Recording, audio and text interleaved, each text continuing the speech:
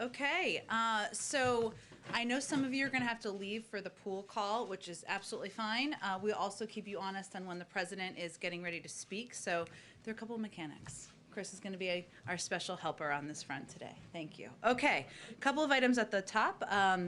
As you may have seen, today the FAA, the Federal Aviation Administration, announced it will award $8 billion in airport rescue grants from the American Rescue Plan to keep airport workers employed, construction projects going, provide rent relief to in-terminal concession companies, and help U.S. airports recover from the impacts of COVID-19.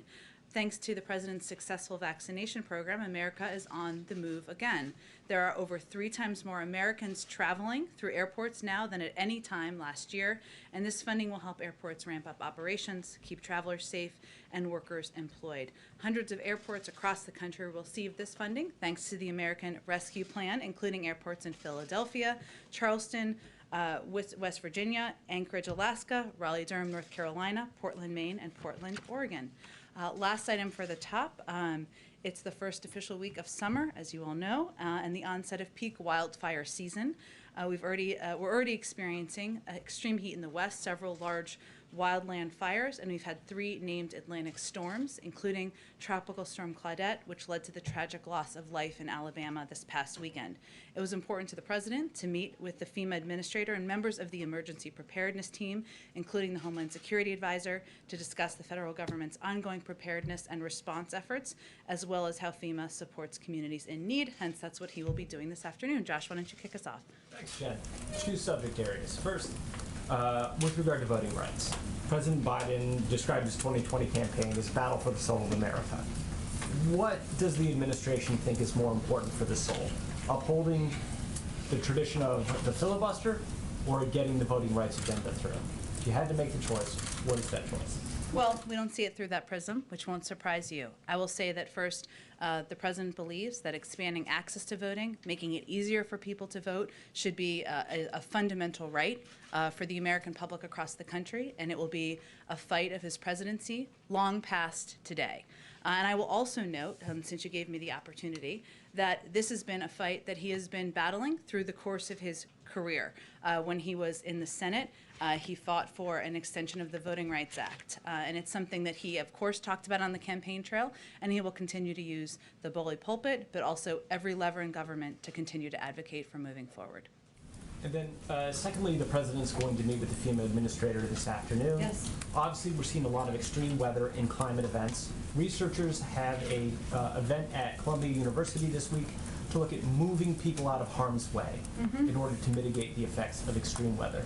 Does this administration believe that more people need to leave the areas adversely affected by climate change in order to address the issue? Really interesting question, Josh, and I don't know if they'll be talking about that during the president's briefing this afternoon. I will note that while it's traditional for presidents to get briefings on hurricanes and preparedness for hurricanes, it was important to him and to our team to also get a briefing on wildfires and the impacts, and also to take steps that are to prepare for that and the impacts on local communities. Whether that means moving people from their homes, it's a great question. I'll have to see what comes out of the briefing today. Go ahead. Thanks, Jen. On COVID and missing the 70% deadline, as this White House sees it, what went wrong? What happened there? Was the goal too high? The number just not attainable?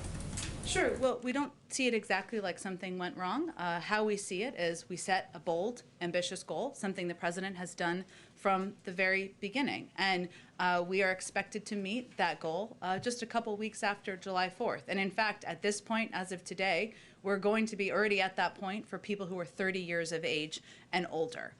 What we also know, though, and we've learned this as we've been working to get the pandemic under control, take on this Herculean task where there is no playbook, is that there are demographic groups and sometimes populations where it's more difficult to reach. We've seen that, and we've talked about that as it related to early on to hesitancy we were seeing in communities of color or some more conservative communities, and we've seen it's been a great deal more difficult to get young people between the ages of 18 and 26 vaccinated than adults who are older than that. Hence, we are redoubling our efforts to ensure we are targeting, we are focusing on, we are making the vaccine more accessible for those age groups. But again, we are already meeting the goal of vaccinating with one dose 70% of Americans 30 years of age and older, and we are working toward meeting it for all adults as soon as possible. And just quickly, if I can follow up on voting rights here.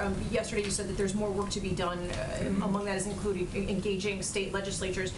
But the problems, as Democrats at least see it, is not problems in blue state legislatures. It's Republican-controlled states where many of these decisions are already being made. So what leverage do you actually have, and what realistically do you think you can accomplish in some of these red states?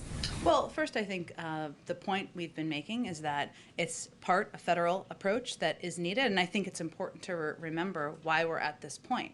State legislatures, as you referenced, across the country are passing a wave of anti-voter laws based on the same repeatedly disproven lies that led to an assault on our nation's capital. They are putting these laws in place because they did not like the outcome, and they've continued to perpetuate a lie about the outcome of the election. That's why we're here.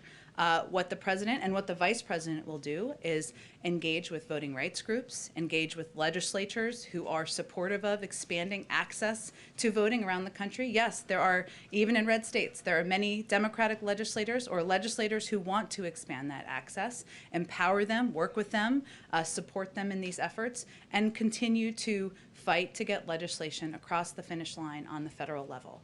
So this fight is not over. No matter the outcome today, it is going to continue. Go ahead. Jen, you mentioned the bully pulpit on the voting issue. Jamal Bowman, a congressman, said earlier today the president needs to be a lot more vocal, a lot more out in front on the issue. Do you guys believe the president has elevated this issue enough, given the seriousness that you frame it? I would suggest that that is a fight. That those words are a fight against the wrong opponent. The president is passionate about this issue. He has been passionate through the course of his time in public office. Again, securing a 25-year extension of the Voting Rights Act, when I would note Strom Thurmond chaired the committee. So that was quite a time to live through. And he's absolutely revolted by the wave of anti-voter laws based on the same repeatedly disproven lies that led to an assault on our nation's capital, as I know the congressman and many others are as well. We share their passion. We share the desire to fight these efforts. We share the desire to fight against efforts by many Republicans to suppress the vote around the country. It doesn't mean that that fight will always be easy, but he is going to stand by them in this effort. And I would note that it's not that he has, it is not just about private phone calls. He's certainly done a number of those and private meetings, as he did with Senator Manchin yesterday, to convey to him the importance, to him personally, of moving this to a debate on the floor about this important piece of legislation. The president has also gave a speech in Tulsa, Oklahoma, where he made a passionate case for the importance of voting rights. He also has taken action, including empowering a number of nominees at the Department of Justice who have been leading advocates for voting rights, pushing for their confirmation to get through.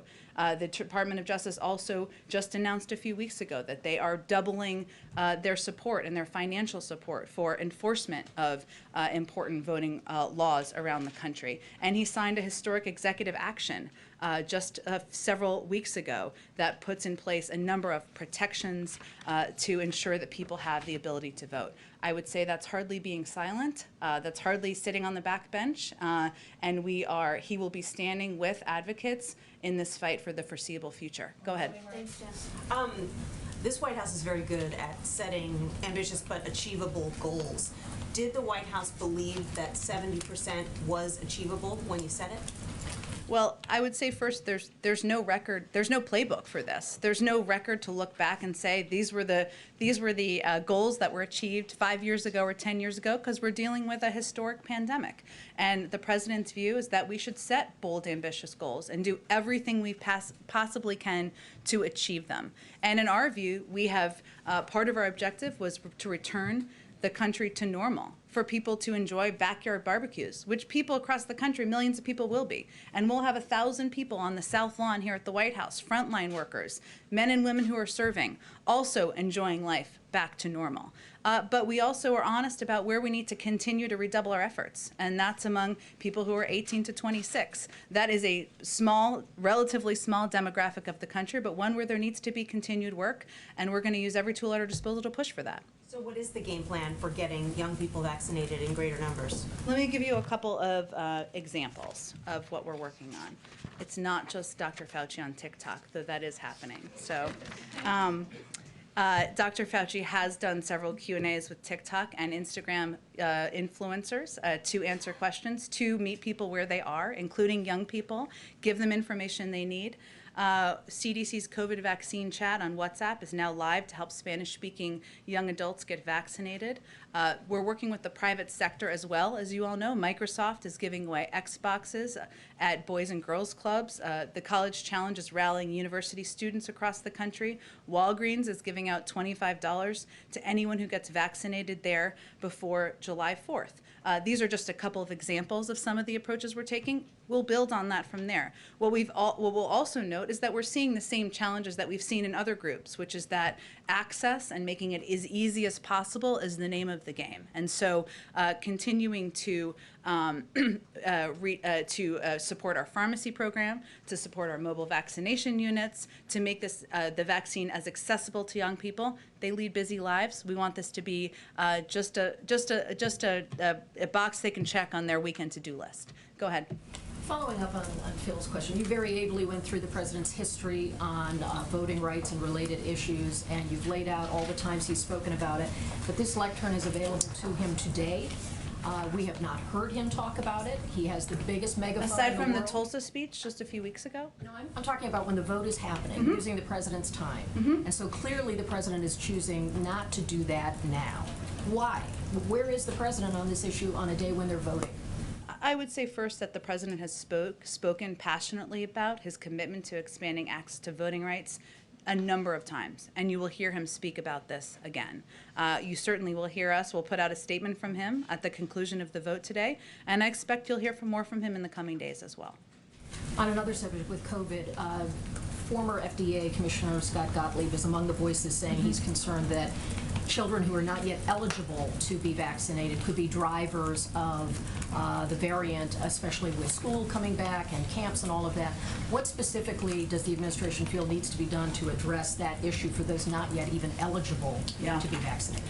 Well, as a parent of a couple kids myself who are not yet eligible to be vaccinated, I think the challenge is we need to be vigilant and abide by the CDC guidelines. That's not always easy to do, and we know that. And that means, being mindful of social distancing, being mindful of where mask wearing should be essential to keep your kids protected and keep other kids protected. Certainly we can't expedite the work of the FDA. They're the gold standard in science, and we want them to abide by whatever timeline works for them.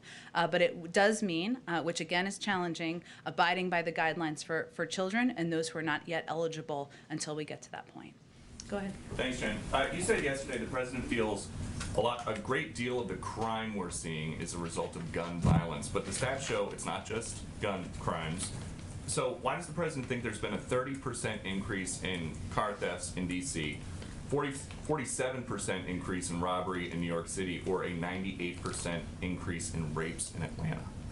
Well, first, I think if you look at a number of cities across the country, it is actually driven by gun violence. Take St. Louis. In 2021, 96% of homicides where the instrument is known were committed using a firearm. In New York City, from March 2020 to March 2021, shooting incidents have jumped 77%. The city recorded more than 1,500 shootings in 2020, 97% more than 777 in 2019. There are major cities across the country where gun violence is absolutely the driver, where it is absolutely increasing. And that will be a central part of what he'll talk about when he delivers his remarks tomorrow. And given everything that is going on with guns, without guns, does the president still think that this is the best time to end cash bail? I don't think I have any new position on that for you, but I'm happy to check and see if there's anything more to report. So his stated position from his website, which is that basically end cash bail, he wants to lead a national effort to end cash bail and reform the pretrial system, that stands? I don't have a new position for you, but I'm happy to check for you. And so for people who are watching who might be worried about a rise in crime, what does the president think is a deterrent to committing a crime if there's no cash bail in place? Well, let me give you just a sense to the degree I can, because we're still finalizing the specifics. There's been, an increase in violent crime over the last 18 months. It's not just over the last few months, and actually, if you look statistically back, it's more over the last 5 years or so. So there's an initial set of actions the president has announced to date to address gun violence back in April, strengthening regulations on ghost guns, stabilizing braces that make firearms more lethal, investing money in community violence intervention programs, an investment that he thinks can be quite effective. He's talked about for decades, and I think you'll hear him talk about more tomorrow, supporting additional funding for community policing through his budget request and helping state and local governments keep cops on the beat. So yes, we believe that a central driver of violence is gun violence and is the use of guns. We're seeing that statistically in a lot of areas, but he also believes that we need to ensure that state and local governments keep cops on the beat, that we're supporting community policing, and that's a key part of it as well. And just the last one, you just said again, you guys want to keep cops on the beat, but there are reports that big cities are having a very difficult time recruiting officers right now, and there are many other reports that morale is at an all-time low in big police departments. So why does the president think that there's low morale with police officers on the beat? I don't think we're the right entity to give an assessment of that. I'd certainly look to the police departments to give that assessment. But what I would say to you is that the president has never supported defunding the police. He's always supported community policing programs. He's supported giving funding to states and localities around the country, including through his American Rescue Plan, because he thinks there is an essential role to play for community policing. Go ahead, Andrea. I want to ask you about infrastructure. Sure. So there was the meeting earlier today. Can you give us a little? Still going on. Still going on. As far as I know, as when I came out here, yes. And are you hopeful that you'll be able to invite those senators to the White House for a meeting with the president? We will see. As we do every day in Democracy in Action happening here, we assess what the right next step is. And as I noted yesterday, the president is encouraged by the ongoing talks and discussions that are continuing with Democrats and Republicans. He's asked some members of his senior team, as you noted, Steve Ricchetti, Louisa Terrell, to go up to Capitol Hill and meet with a group of bipartisan senators. And once they conclude that meeting, I expect we'll assess what the next steps are. You're getting a lot of criticism already about the paring down of the very ambitious infrastructure proposals. Things that are falling away are things that you've said are top priorities, whether it's climate, the care economy. I mean, how do you anticipate dealing with and solving those priority spending issues if you get to a compromise now that is in fact a slimmed down version of what you initially planned?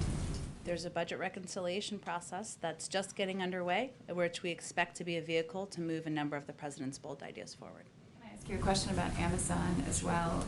So the FTC is going to look at the Amazon and GM merger. There's growing criticism about the antitrust legislation that's being put forth on the Hill. Are you, what is your perspective about whether there is sort of fundamental reform needed to ensure that large companies don't get too big? Do you see this as a sort of an inflection point? We've seen companies, including Amazon, really profit enormously from the pandemic and during the pandemic, and there have been warnings even from international financial institutions. So do you see that there's something sort of fundamental needed now to check the growth? It's a great question. I don't think I'm going to be in a position to speak to it from here. There are legal components of this. I can see if there's more we can give back to you on that. Just on the Amazon FTC review, can you just confirm any details of that review? I'm just not going to be able to confirm or speak to that specifically from here. Go ahead. The President's remarks tomorrow, just to follow up on policing and crime, will that detail any efforts on police reform, or is that kind of unilaterally focused on crime prevention, and why or why not? Well, first, there's ongoing negotiations, as you know, on police reform, and the president would love to have a bill on his desk that he could sign into law. We've seen progress being made, we've heard progress being made, and those discussions are ongoing. So I would expect that his remarks tomorrow will build on a number of the announcements that I've already touched on, that he's made in the recent months, making guns, putting in place safety measures to make our streets safer, preventing the use of guns in violent crime across the country, ensuring that we can have more cops on the beat to protect communities. He obviously is a big advocate for the benefit of community policing. So we'll build on that foundation and lay out a comprehensive strategy to address violent crime and gun violence as we enter the summer months. Some advocates, criminal justice advocates, have raised concern that potentially having the president raise alarm about, a trend of rising crime, this crime uptick in American cities, could actually undercut efforts on police reform, especially since legislation is still being discussed, in Congress. So is that a concern for the White House at all? The White House has said that, the administration wants to give members of Congress space to negotiate police reform, but that potentially raising alarm of this crime uptick could hurt those efforts. I would say that the negotiations are happening between Senator Booker, Senator Scott, Congresswoman Bass. I don't think they've expressed that particular concern. If there's a named person who's expressing this concern, I'm happy to speak to that. But there's no negotiations are ongoing. We keep them abreast of our work.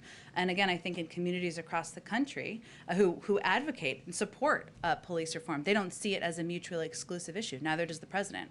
We need police reform is long outdated, but it's also important to take steps to put in place gun safety measures, to use any lever he can as president to do exactly that, and to ensure there is appropriate funding and resources needed to ensure there's community policing in communities across the country. One more on FEMA, the FEMA meeting. Given that meeting happened today, FEMA is still involved in setting up shelters at the border. Since we're going into hurricane season, as you said, is there a deadline on when FEMA will be pulled out of that process of assisting at the border? I don't have anything to assess for FEMA. Obviously, they'll make that assessment in coordination with the leadership at the Department of Homeland Security, but I don't have anything to preview on the timeline for that. They've been a key resource. Go ahead. Thanks, Jen.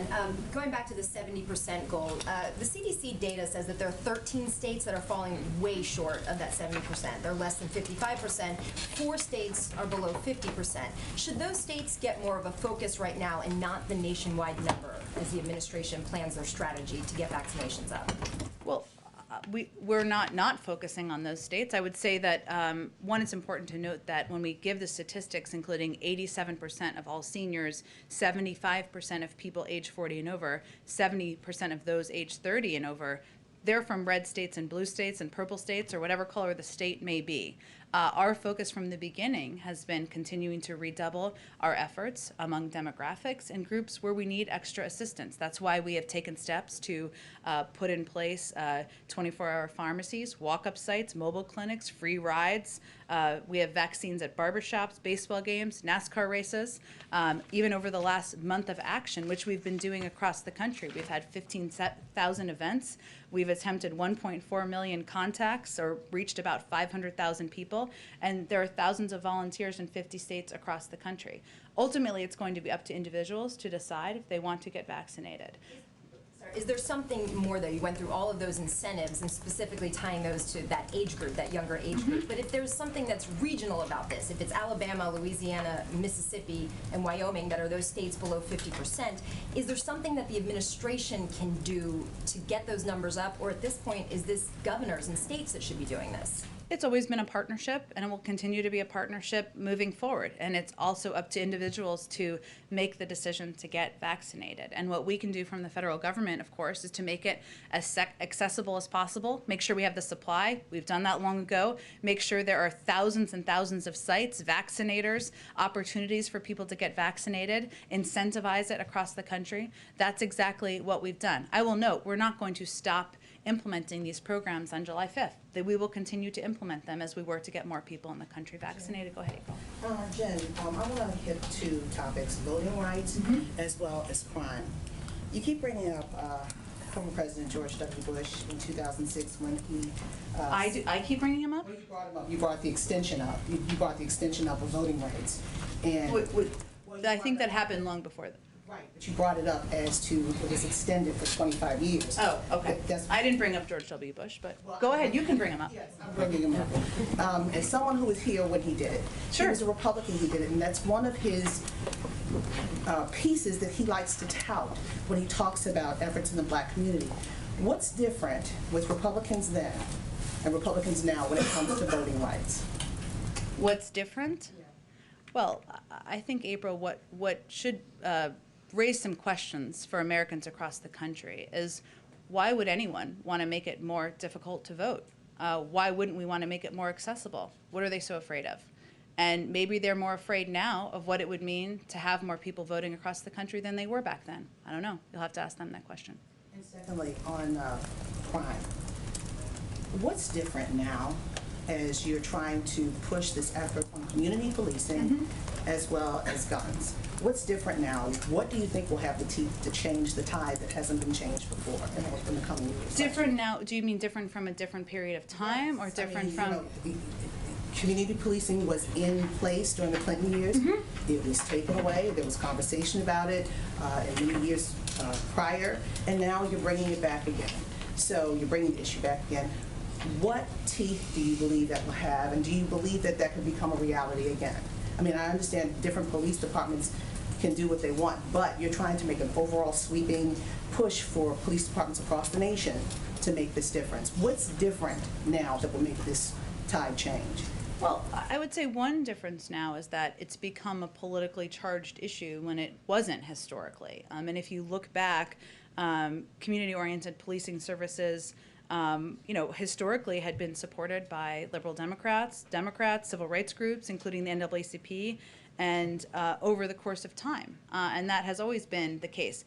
I would say we're not suggesting, the president isn't suggesting it's the silver bullet. A central part of his remarks and his announcement tomorrow will be about addressing gun violence, which he thinks is a significant driver in violence in our communities and cities across the country. And as you know, April, there are laws that were in place, the assault weapons ban, others that are no longer in place. There are also additional guns, ghost guns, and others that were not a reality just a few years ago. So there are some laws he'd like to go back to and some that he'll continue to work to update. But again, what's different now? I mean, you've got the powerful NRA, you've got Republicans who, anytime you touch anything about guns, they feel like you're taking their rights away. What's different now? Where do you think the tide will turn on this? Are you asking me about like the politics of now or the politics and, this moment in time?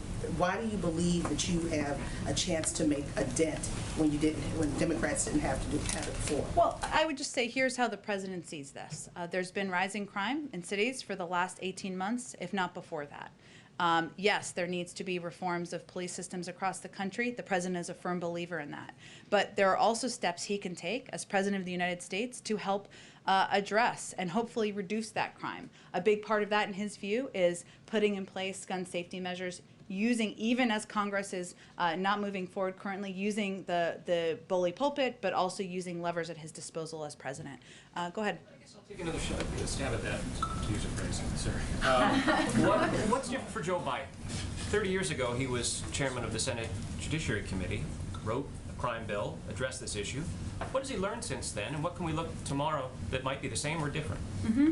Well, I would say first on the campaign, the president said that some parts of the bill worked and some areas did not work. There are also steps he took as senator when he introduced or supported legislation, I should say, to address the disparities in drug sentencing laws. So he's taken some specific actions over time in areas where he doesn't think worked as well. There are some components of that legislation he supported at the time, including the 10-year ban on assault weapons, including the support for the Violence Against Women Act, and including the support for community policing programs that he has been a long-time advocate for, and I think you will see continuity in terms of his support for those initiatives moving forward. You said that he aims to build on the announcements he's made. Is there anything we should expect to hear tomorrow that we haven't heard before? Stay tuned. Can't tell you everything, otherwise you won't come tomorrow. Go ahead. Thanks, Jen. On the president's meeting with the chairman of the Federal Reserve yesterday, did the president bring up interest rates or express his view on the direction of interest rates at all? As you well know, that is the purview of the Federal Reserve. They've put out their own projections, as you know, about what it looks like moving forward. The topic and the focus of the meeting was exactly as it was outlined in our... Not bring up interest rates at all? I just have no more to read out for you. Okay, and then on the infrastructure negotiations, do you know, has the White House put anything new on the table as far as pay-fors? I would say we've put a lot of different options on pay-fors on the table, and our view is there's a fundamental question right now. Are Republicans, members of Congress, do they believe that rich people should have to pay the taxes they owe, or should we increase the cost of travelers who are just trying to make it to work? That's the basic question here. So we'll see if they can make progress on that exact point. Go ahead. Can you say who the stakeholders who will be at the White House tomorrow for this crime meeting? Can you say who's coming? The announcement tomorrow? Sure. I don't have it in front of me, but we can venture to get it to you after the briefing, sure. Okay, great. This is sort of a pullback question, but why now exactly? Is it just because crime rates are up and the stats are out, or why is this the week of all the weeks that the president has decided to focus on crime? First, I would say that he's made a number of announcements over the past several months on gun violence, on putting in place gun safety measures. He's announced in his budget his support for community policing and providing funding. Maybe we haven't drawn that clear through line for all of you, but this is a continuation of that in his view. Labeling it a speech about crime is certainly different than a speech about gun safety, or a central part of it will be on gun violence. Yeah, go ahead. We're just going to continue this crime spree, if you will. A lot of analogies here that might be threatening. My colleague Zolan had brought up that there are activists who are very concerned that the president's decision to highlight crime right now could undercut some of the negotiations on the Hill for police reform. You'd asked for the names of some of them. The Tampa Dream Defenders is one. The Justice Action Network is another, just so we sort of have that covered. But can you address how the president is going to sort of walk that line between expressing his concern about crime without undercutting these efforts that, as you point out, have been underway for a while? Sure. Well, what I was trying to get at, but thanks for bringing up the question again, is that there are negotiators that are continuing to make progress on the Hill, and the president supports and stands by a lot of these groups and their support and advocacy for long overdue police reform. He believes that, supports it, wants to sign a bill into law. He does not feel that they are conflicting. And I don't think you've heard from any of the negotiators on the Hill that they feel they are conflicting either. So that was the point I was trying to make. And communities across the country where they are seeing, if you're living in St. Louis and 96% of homicides were done, where we know the instrument, were done using a firearm, you do want to hear more about what the President of the United States is going to do to address that. If you're living in New York City, you do want to hear more. And nationwide, every town put out some information that there were 3,900 additional firearm deaths and 9,278 additional firearm injuries in 2020 compared to 2019. That's impacting people's lives, people's communities, people's families, people's neighbors. Of course they want to hear more, and he wants to share more with the American public about what he's going to do about it. And then just on COVID, just given that the country did not reach this goal of 70% of adults getting one shot, is there anything that the country cannot do? Is there any sort of, that was always the sort of benchmark for getting back to normalcy. And since we didn't get there, are there things that the country cannot do because we haven't actually achieved the goal that we were supposed to? Well, first I would say it's a goal we here set in the White House. Is there anything you'd recommend the country not do, given that the goal was... Well, this was always going to be community to community, right? When the president set this goal back in March, it was always meant to be a incentive and a driver for people to see what the benefit would be of getting vaccinated. And at the time, what the president said is if you are vaccinated, your neighbors are vaccinated, you can all have a backyard barbecue.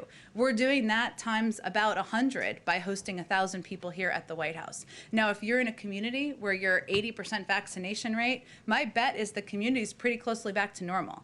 If you're not if you're a community with a much lower vaccination rate, obviously you're going to make your own choices, but you're not operating in a community where it should be back to normal. So it's was always going to be local, was always going to be based on what the decisions are made community to community, but not nationwide. No, it's really dependent on where you're living. Because the president's in Washington D.C. and Washington D.C. has gone beyond their 70% goal. It's okay to do that thing. It's okay to have 1,000 people in Washington D.C. at an event because Washington D.C. has surpassed the 70%, but somewhere where it's a 50% vaccination rate, perhaps.